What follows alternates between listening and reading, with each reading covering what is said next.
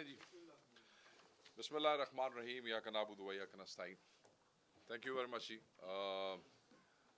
बड़ी मेहरबानी। आज बहुत अहम इश्यूज़ पे हम बात करना चाहते हैं और ये इसलिए भी ज़रूरी है कि ये फस्ताई हुकूमत, फॉर्म 47 की पैदावार हुकूमत, ये जो मैंडेट चोरों की हुकूमत है, आपने देखा कि पिछले चंद हफ्तों से चीज़ों को ख़ास तरीके से पैकेजिंग करके पेश करने की कोशिश कर रहे हैं। ये हुकूमत जो कि पंजाब में हो या सेंटर में हो, ये एक करप्ट और फसाई हुकूमत है और ये नालायकों का ऐसा कोटा है जो इस चीज़ पे बिलीव करते हैं कि चीज़ें जो है वो कोई इनके लिए कर देगा और उन्हें सिर्फ चीज़ें मार्केट करनी है, अच्छा करके बताना है, चाहे उसमें कोई हकीकत हो चाहे उसमें कोई हकीकत ना हो। और झूठ तो ये ऐसे पक्का मुंह करके बोलते हैं कि कई दफ़ा तो लोग जो है वो समझते हैं कि पता नहीं इसमें, मगर बहरहाल जदीद दौर है, इंफॉर्मेशन की एक्सेस है सबके पास, सोशल मीडिया, इलेक्ट्रॉनिक मीडिया, आप लोग मौजूद हैं, चीज़ों को टाइम टू टाइम जो है वो पॉइंट आउट करते रहते हैं, तहकीक से चीज़ें सामने रखते हैं और लोगों को इनके हकीकी चेहरे जो है वो देखने को मिलते हैं। कल वज़ीर आला पंजाब मरियम नवाज साहबा ने भी ये कहा कि मईशत जो है वो हमने सही सिमत पे डाल दी है। उन्होंने भी मईशत के जो है वो बड़े जो अपनी डेवलपमेंट्स या अपनी अचीवमेंट्स बताने की कोशिश की। आज भी हमने कई वफाकी वज़रा को सुना अभी कुछ देर पहले, जो उन्होंने कहा कि मईशत जो है वो राइट डायरेक्शन में चली गई है और हमने कोई ऐसी अचीवमेंट्स की हैं कि बिल्कुल अब चीज़ें जो है वो ठीक होने जा रही हैं। तो हमने ये ज़रूरी समझा कि we should put these things in order and लोगों को पता होना चाहिए कि कंपैरिजन क्या है। मैं इस पे इब्तदाई तौर पे थोड़ी सी गुफ्तगू करूँगा और तफसील मुज़म्मिल भाई आज यहाँ पे हमारे साथ मौजूद हैं। ये इन चीज़ों को बड़ा बेहतर समझते हैं, इन चीज़ों को डील भी कर रहे हैं। तफसील में ये आपसे गपशप लगाएंगे, बट मैं कोशिश करूँगा कि ब्रीफली आपको थोड़ा सा कंपैरिजन जो है वो आपके साथ करूँ।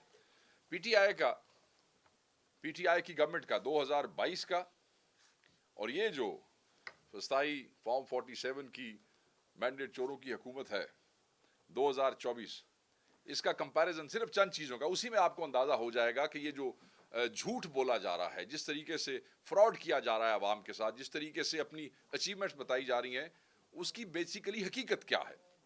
जीडीपी पाकिस्तान तहरीक इंसाफ की 2022 की हुकूमत में अगर आप देखें तो it was GDP growth rate था 6.5%।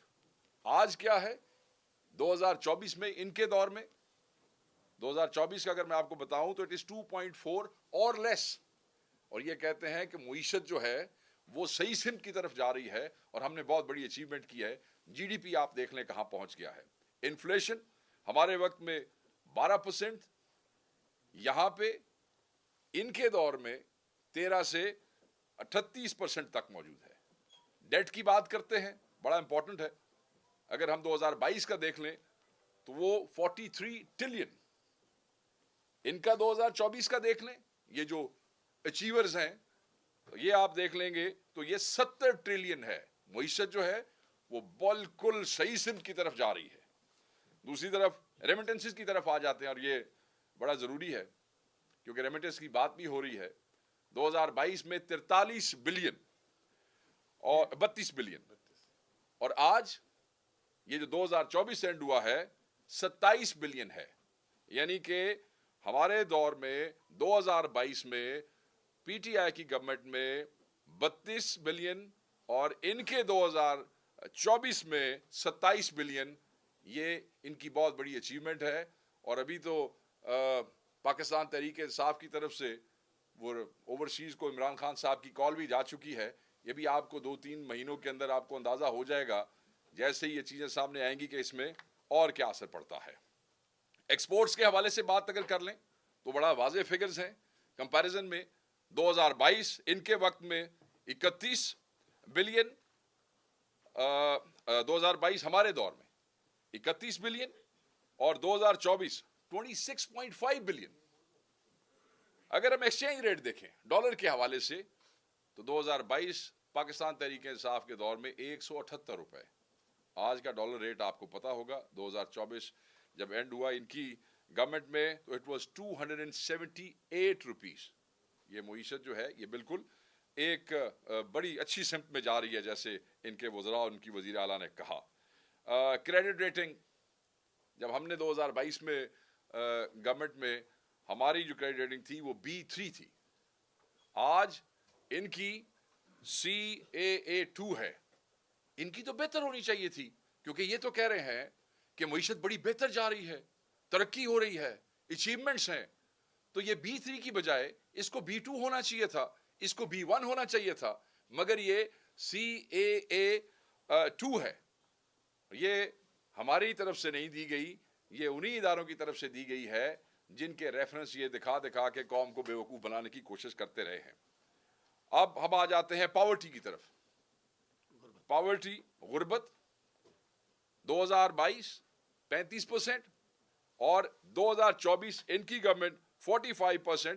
ابھی ورلڈ بینک کی جو ایک رپورٹ ہے اس میں 1,30,00,000 لوگ اس سال جو ہیں وہ خط غربت سے نیچے چلے گئے ہیں اور اس میں اضافہ ہو گیا ہے.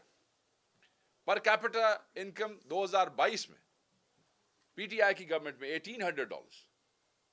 ان کے دور میں آج 2024 $1,500 پر کیپٹا انکم. اور باتیں یہ کرتے ہیں کہ انہوں نے معیشت کو جو ہے وہ صحیح راستے پہ ڈال دیا ہے. GDP سائز ہمارے دور میں 400 بلین اور ان کے دور میں آج 350 بلین. اگر آپ انٹرسٹ ریٹ دیکھ لیں تو یہ بھی بڑی دلچسپ بات ہے. ہمارے 2022 میں اٹ واز 11.75%. 11.75%. آج ان کے دور میں یہ کہتے ہیں جی 13, ہم اس کو 22% سے 13 پہ لے کے آئے ہیں. اپنے ذہن میں یاد رکھیے گا یہ 22 سے 13 ہمارے بھی دور میں اگر آخری 2-3 مہینے میں گورنر جو تھے وہ اس کو نہ بڑھاتے, گورنر اسٹیٹ بینک, تو یہ 10% پہ تھا, یہ 11.7% نہیں, مگر چلے ہم اس کو 11.7% بھی مانگ لیتے ہیں. تو آج اگر یہ 22 سے 13 پہ بھی لے کے آئے ہیں تو یہ 13% کا فگر بھی پاکستان کی تاریخ کا ایک ہائیسٹ فگر ہے. یہ وہ اچیومنٹ ہے جسے یہ کہتے ہیں. اور یہ میں نے ابھی آپ کو بہت تفصیل نہیں بتائی, ان چیزوں کی تفصیل جو ہے اس حوالے سے اس پہ مزمل بھائی آپ سے بات کریں گے. ہمیں یہ کہا جاتا رہا لاسز کے حوالے سے. آج یہ کل کی ان کی اپنی سینٹرل مانیٹرنگ یونٹ کی یہ فائنانس ڈویژن کی رپورٹ ہے. وہ جو اینٹیٹیز ہیں جنہوں نے لاس انکر کیا ہے وہ 408 ارب سے زیادہ کا لاس ہے. اور کہاں سے شروع ہوتا ہے جی؟